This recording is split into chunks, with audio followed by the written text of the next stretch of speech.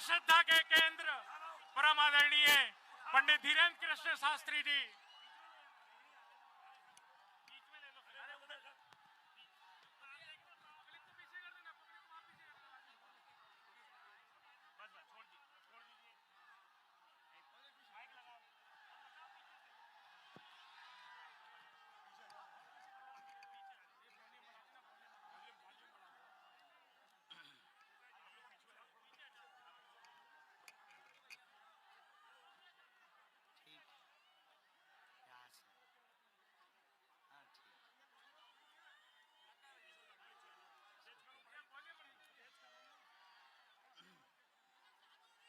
सीताराम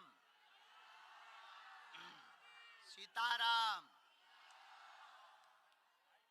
नमः गुरुभ्यो गुरुपादुकाभ्यो नमः परिभ्या परपादुकाभ्या आचार्य सिद्धेश्वर पादुकाभ्यो नमोस्तु सीतापति पादुकाभ्या लोकाभिरामं रणरंगधीरं राजीवनेत्रं रघुवंशनाथं कारुण्यरूपं करुणाकरन्तं श्रीरामचन्द्रं शरणं प्रपद्ये।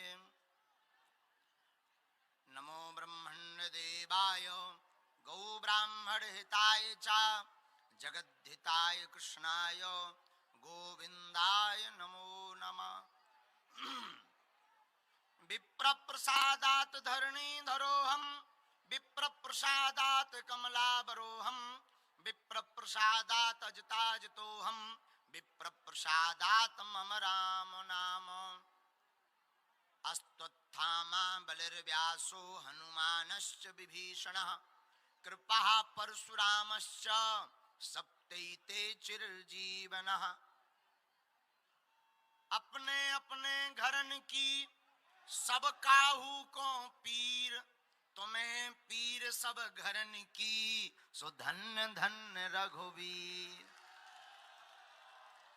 तुलसी वृक्ष न जानिए गाय न जानिए ढोर मात पिता गुरु संत मानुष न जानिए यह सब है नंद किशोर। साधु जी ओ साधु जी, अरे भोपाल के पागलो कैसे हो? पसीना कड़गाओ कड़गाओ। हम न देखो देखो बे लटके कछू पेड़न पे लो लटके। हम तो देख के घबरा गए। हम और मुख्यमंत्री जी बैठे थे, दो ही जना यहाँ टेंशन हो रही थी कि हे भगवान जी पेड़न पे लटके जी का करे हैं। हमने कही कुछ नहीं, अक्षय तृतीया मना रहे। आज अक्षय तृतीया का पावन पर्व है। भगवान परशुराम का प्रकटोत्सव है। लोगों की भावना अपनी अपनी होती है। हमारा मानना है दादा परशुराम केवल ब्राह्मणों के नहीं हैं, दादा परशुराम तो पूरी दुनिया पर रहने वाले जीवों के हैं, जिन्होंने समूचे विश्व के कल्याण के लिए हाथ में परसा उठाया। त्रिवेणी में राम है, महाराज जी भी विराजमान है, पूज्य बाराय घाट वाले महाराज जी विराजमान है। हम पाँव नहीं पर पाए तो यो दंडवत प्रणाम कर रहे। पूज्य महाराज जी भी विराजमान है, बाकी सब मंच पर विराजमान। आपको एक भाषा में बता करके शोर न मचाओ, पगलापन ना करो। त्रिवेणी में राम है, परशुराम अयोध्या के राजा राम, कृष्ण के भैया बलराम। लोग कहते हैं, लोगों का मानना है कि दादा परशुराम ने क्षत्रियों का 21 बार भूमि से हीन किया। बात सही है, लेकिन कौन क्षत्रियों का? हमने आज जो भोपाल में देखा, क्या अद्भुत नजारा था। गली गली में कौन ब्राह्मण, कौन क्षत्रिय, कौन वैश्य, कौन सेवक, आज तो सब सनातनी नजर आ रहे हैं। और जितनी भूदेव यहाँ विराजमान हैं, हम दावे के साथ कह सकते हैं यहाँ पर केवल भूदेव नहीं है, एक एक सनातनी हिंदू बैठा हुआ है। बोलो सीताराम। साधु जी, दादा परशुराम क्षत्रियों को 21 बार पृथ्वी से विहीन करते। कई लोगों के मन में मतभेद रहते, वो कहते हैं ऐसा कैसे हो सकता, फिर क्षत्रिय कहां से आए। पहले ये समझ लेना चाहिए, दादा परशुराम ने उन क्षत्रियों का संहार किया जो धर्म के विरुद्ध थे, जो माताओं बहनों पर अत्याचार करते थे। ऐसे आतताइयों का वध करने के लिए हाथ में परसा धारण करके उनका वध करके धर्म की स्थापना की है।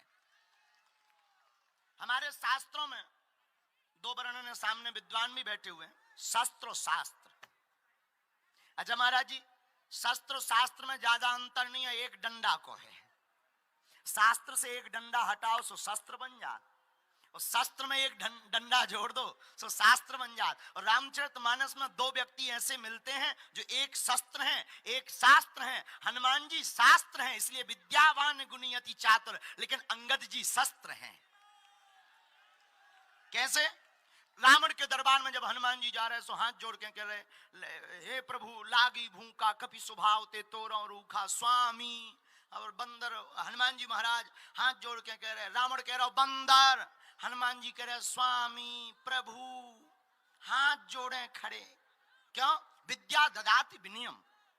विद्या वही है जिसमें विनयता हो, जिसमें नम्रता हो। अगर विद्वता होने के बाद विनम्रता नहीं है तो समझ जाओ कि ठर रहा है, अबे परिपक्व नहीं हुआ है। लेकिन वही रामचरितमानस में जब अंगद जी लंका जाते हैं तो शास्त्र के साथ साथ शस्त्र का ज्ञान देखना। जब लंका जाते हैं अंगद जी तो बंदर को देख करके वैसे ही चौंके हते रावण के, तो लंका में सब परेशान हते। और जैसे ही अंगद जी पहुंचे, एक राक्षस आए, कहां जा रहे? तो पहले अंगद जी ने नीचे पटको फिर ऊपर भेज दो। सोई सब बंदर बोले चले जाओ, नहा जाओ नहा। सब हाथ जोड़े खड़े। अंगद जी ने कहा आज हमारा बड़ा स्वागत हो रहा रावण के दरबार में, बिना बताए गली बता रहे कि यहां से जाओ। एक राक्षस बोलो पहले जो आए थे वे ही लौट के हैं, आ गए। अब बोले हम तो समझ गए, वो ही नहीं समझो 10 मूढ़ को, उसे समझाओ। जैसे ही अंगद रावण के सामने गए तो रावण बोला ए बंदर। अंगद बोले बोलो 10 कंधर। भाई तुम कहो बंदर और हम स्वामी कहें? बोले बोलो 10 कंधर। और हनुमान जी क्या कह रहे? हनुमान जी स्वामी कह रहे, प्रभु कह रहे। यही शस्त्र शास्त्र की परिभाषा है। हनुमान जी शास्त्र है रामचरितमानस में, अंगद शस्त्र है। और वर्तमान में भारतीय हिंदुओं को भी शस्त्र शास्त्र दोनों की आवश्यकता है। सनातनियों को भी दोनों की ही आवश्यकता, काहे की? माला और भाला की। हाँ, माला भाला को वो मारवे नहीं, आत्मरक्षा के लिए, कोई दिक्कत नहीं। इसलिए शस्त्र शास्त्र दोनों की आवश्यकता। ये हम नहीं कह रहे, हमारे तो देवी देवता माला और भाला दोनों रखते हैं। तो आज दादा परशुराम के प्रकटोत्सव पर, अक्षय तृतीया के पावन पर्व पर, ना तो हम प्रवचन सुनावे आए, हम तो भोपाल में तुमोरन के दर्शन करवे आए थे कि हम अपने पगलन से मिले आइए। बहुत दिन हो गई हम आए नहीं। अब चिंता ना करो, बहुत जल्दी एक कथा कर भी थे। हाँ, बस तुम तो भव्य की तैयारी करो और सब जग जाओ, मस्तक पर तिलक लगाओ। और हनुमान जी ने चाहा, बाराय घाट वाले महाराज जी की कृपा और लाल बाग वाले हनुमान जी की कृपा हुई तो यह प्राचीन नगरी राजा भोजपाल की नगरी में यहाँ पर जो है भव्य और दिव्य कथा होगी। और संकल्प वही पुराना है, हनुमान जी ने चाहा, बालाजी की कृपा हुई, सब सनातनी जगे तो भारत हिंदू राष्ट्र होगा। और आज जो सर्व समाज के लोगों ने एकता के साथ आकर के भगवान परशुराम दादा के दर्शन किए, हम तो यही प्रार्थना करते हैं बालाजी के चरणों में, जितने लोग यहाँ खड़े मंच पर बैठे, हनुमान जी सबको ऐसी सद्बुद्धि देवें, सब पर ऐसी कृपा करें। भगवान बागेश्वर बालाजी के सब लोग ऐसे ही एक रहें, हमारे मध्य प्रदेश में ऐसे ही एकता रहे, जाति बात की बेमनस्ता ना फैले। और परशुराम दादा के प्रकटोत्सव पर यही हमारी प्रार्थना है मध्य प्रदेश के पागलों से। पागलों, अब जाति बात का नाता तोड़ना पड़ेगा और हम सब हिंदुओं को एक होना ही पड़ेगा। कौन कौन जातियों को अलग करके एक होने के संकल्प में है? हाथ उठाओ, बुजदिल ना उठाइयो, जो बुजदिल हो वो नहीं उठाना, पक्का? जोर से बोलो। क्या चाहते हैं कि जातिवाद ना फैले, एकता करवाना चाहते हो? अरे जोर से तो बोलो। नफरत नहीं, हम प्रेम के आदी हैं, पर गर्व से कहते हैं हम हिंदुत्ववादी हैं।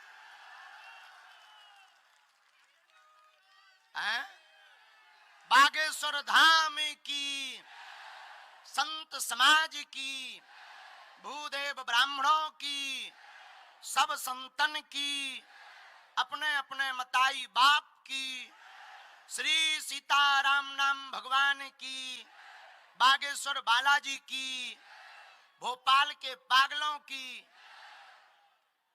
तो आज जय जय जय जय, एक चर्चा और। जय हो जय हो। और सुना है, जल्दी तो नहीं है तुम्हें? हमें जो डर लग रहा हो कि सब जने आगे ही न आ जाएं, तो हम बिल्कुल ही पीछे हो जाएं। और कोई हमें डर नहीं, हमें तुम्हारा डर है। बस बस बस बस बस। सन्मुख यत्र तत्र हम भगवान परशुराम से एक बात और सीख सकते हैं। पूछो क्या? दादा परशुराम कब गए रामचरितमानस में? जब माता जानकी जी और रघुनाथ जी की बरमाला डल गई। तो अब उसी समय राजाओं ने मन में सोचा कि बरमाला तो डल ही गई, बोले अबे भी उपाय है। बोले क्या उपाय है? बोले चलो हल्ला मचाओ। तो कोई बोलो एक काम करो, छुड़ा लो छुड़ा लो छुड़ा लो जानकी जी। कोई बोलो इन दोनों राजकुमारों को बंदी बना लो। अच्छा, कई लोग ऐसे होते हैं जो हल्ला ही मचाते, करते कुछ है ही नहीं। और ऐसे तुम्हें बहुत लोग मिल जाएंगे। दूसरे बोले भाई चिल्ला रहे चले जाओ तुम। बोले वाह, कभी चिल्लाने वाला आगे मरता है? बोले वो तो दूसरे लोग जाएंगे, हम नहीं जाएंगे, हम तो यहीं ठीक हैं। हम तो कह रहे जाओ जाओ जाओ, पकड़ो पकड़ो, बांध लो बांध लो बांध लो। और अगर जनक जी आए तो जनक जी को भी जीत लो। गोस्वामी जी चतुर हैं। कली कुलशेखर पावन अवतार गोस्वामी तुलसीदास जी ने विचार किया कि दादा परशुराम की जरूरत अब है। जब लोग शोर मचा रहे तभी दादा परशुराम आवे, तभी कुछ काम बनेगा। जैसे ही दादा परशुराम जी रामायण में आए, आप विचार करो, भारी इतना शरीर होए, हाथ में धनुष ले हो, फरसा ले हो, एक दरवाजो हो, निकर बेवारो, और आप बैठे हो तो सोचो हार्ट बीट कितनी पहुंच गई हुई है।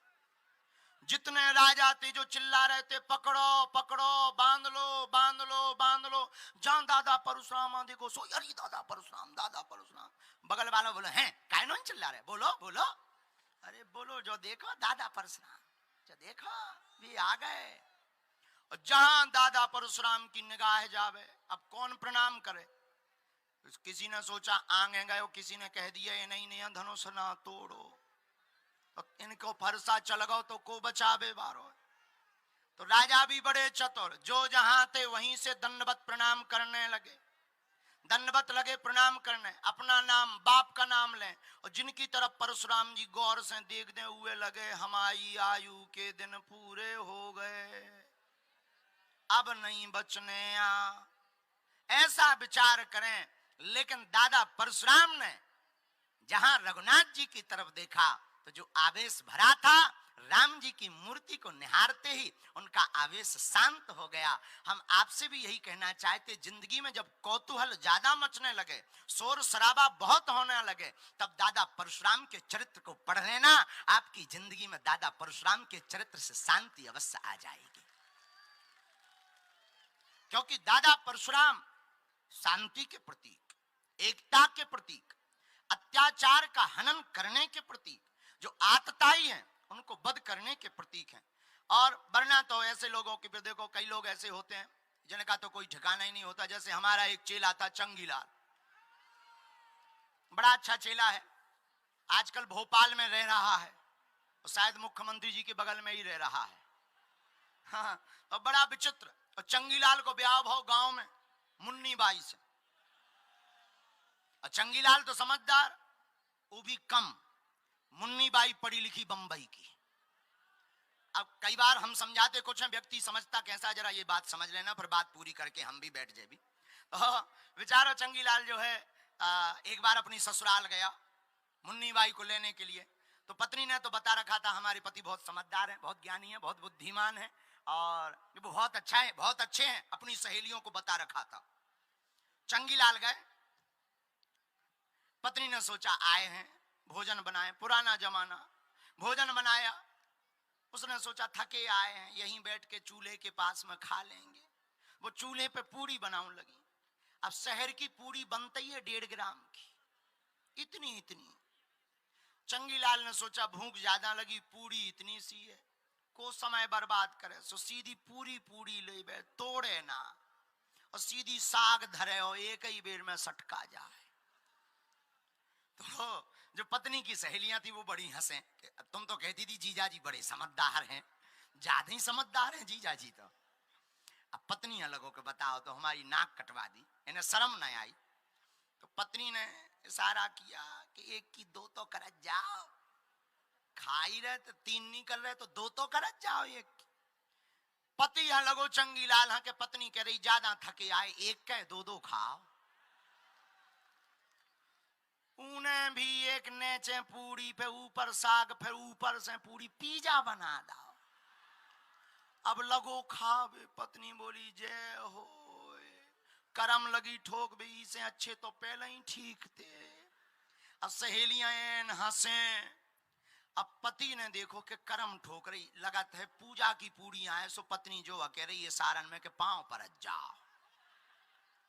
अब चंगीलाल 1 पूरी नेचे, फिर सब्जी, फिर ऊपर पूरी, फिर मूड से लगावे, फिर खाए जय माता, फिर खावे। अब पत्नी को दिमाग खराब, सो पत्नी ने बढ़िया लकड़ी लाई, चूल्हा का जमाना पुराना, उसने चूल्हे की तरफ कहा रे चूल्हे, जैसो पहले बरत तो आगी के लगे वैसे ही बरत रहा तो अब तो और नाक कटवा रहे। हमारी इस कथा का कहने का आशय सिर्फ इतना है कि हम समझाना कुछ और चाहते हैं, समझते कुछ और हैं। दादा परशुराम ने क्षत्रियों को विहीन नहीं किया, दादा परशुराम ने आतताइयों को 21 बार विहीन किया है और ये बताना चाहा कि हम किसी एक जाति के नहीं हैं, हमारे लिए तो सभी जातियां समान हैं। लेकिन लोग अपने अपने मत के हिसाब से शास्त्रों का अर्थ निकाल लेते, ये दुर्भाग्य है। इसलिए हम लोगों को जगना पड़ेगा और जगना ये पड़ेगा कि हम लोगों को जाति बात में नहीं बंटना पड़ेगा, सबको एक होना पड़ेगा। प्रसन्न रहो, खूब आनंद में रहो, सब एक रहो, हंसा करो, हंसाया करो, हंसा करो, हंसाया करो। बागेश्वर धाम अपने बाप का घर है, आया जाया करो। खूब बढ़िया मौज से रहो, जो राम के नहीं उनकी ठटरी का, और सबको खूब आशीर्वाद। जितने लोग यहाँ खड़े, हम महाराज जी के चरणन में प्रार्थना करके, बालाजी के चरणों में प्रार्थना करते, सबकी अर्जी स्वीकार हो जावे, सब पर कृपा हो जावे। जितने जो पगला युवा खड़े, पसीना बहाओ, 1.5 लीटर पानी बहा गो, जाओ तुम लोगन पे भी कृपा बनी है। अच्छा दे तो दइए जो चश्मा जो आगे को लोगों, नहीं तो फेंक के मार दे है, इसका कोई ठिकाना नहीं है। डाल ले जेब में, जेब में डाल गो। अरे ऐसा कैसे लगाओ, काय में गुंडा हो? अरे भैया मोह बाबा को बाबा रान दो, अबे कुल्ले जिंदगी है, पर आए घरे जाने बेटा मोह। अबे ना ता बाकी जितने विद्वान हैं सबको श्री सीताराम। शस्त्र शास्त्र के सूत्र के साथ साथ अंतिम एक सूत्र कह के वाणी ब्राह्म, आप भी बैठे हैं, जो शेष है वही विशेष है, जो शेष है वही विशेष है। जितना जीवन शेष बचा है उसी को भगवान के चरणों में विशेष बनाओ, यही जिंदगी का सार है, बाकी सब बेकार है। तो जो जीवन शेष बचा है उसी को विशेष बनाने का प्रयत्न करो, मुस्कुराया करो। टेंशनें तो लगी रहेंगी, कान भरने वालों के चक्कर में मत पड़ा करो। इन्होंने जो है राम जी को, भरत जी को नहीं छोड़ा, हमें तुम्हें भी नहीं छोड़ेंगे, इसलिए मुस्कुराया करो। संकट तो आते जाते रहते हैं मेरी दहलीज पर, संकट तो आते जाते रहते हैं मेरी दहलीज पर, मेरा हाथ थाम रखा है तो क्या बाल बांका होगा।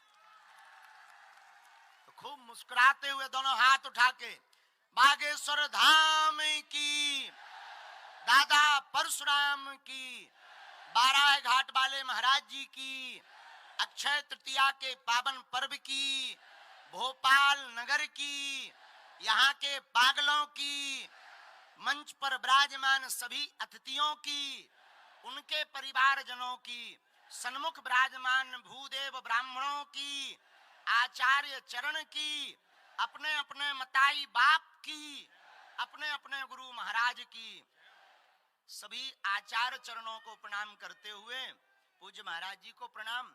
और मंच पर विराजमान मध्य प्रदेश के मुख्यमंत्री, प्रदेश अध्यक्ष पचौरी जी, वहां शर्मा जी, यहाँ की महापौर जी, सबको खूब खूब मंगलाशीष आशीर्वाद। भगवान बालाजी की कृपा से सबको सद्बुद्धि बनी रहे और भगवत चरणों में खूब प्रीति बनी रहे, यही मंगल कामना करते हुए अब हम जो है जैवी मोए बागेश्वर धाम पहुंचना। हाँ, ये हमारे आलोक शर्मा जी कह रहे गुरु जी तारीख दे दो भोपाल की, कर दे भी जल्दी घोषणा, चिंता मत। आलोक ही खा हम परेशान कर भी, तुम टेंशन ना लो, इन्हीं की जेब को खर्चा करवा भी। हाँ, चेला मोटा है, हाँ कोई दिक्कत नहीं, भगवान की कृपा है। हाँ कोई दिक्कत, खूब भंडारा चकाचक। वैसे भी अभी 1000-1500 लोगों को ये भंडारा करवा रहे, बहुत अच्छे हैं। हम तो अब जब चील गाड़ी में उड़ाता आए थे तब हमें पता चलो, हम बहुत अच्छे प्रसन्न है। हम बहुत जल्दी भोपाल आएंगे सबको परेशान करने। अब लो हमें आज्ञा दो, हमें भी जाने और आप लोगों को भी जाना है। अच्छा अच्छा,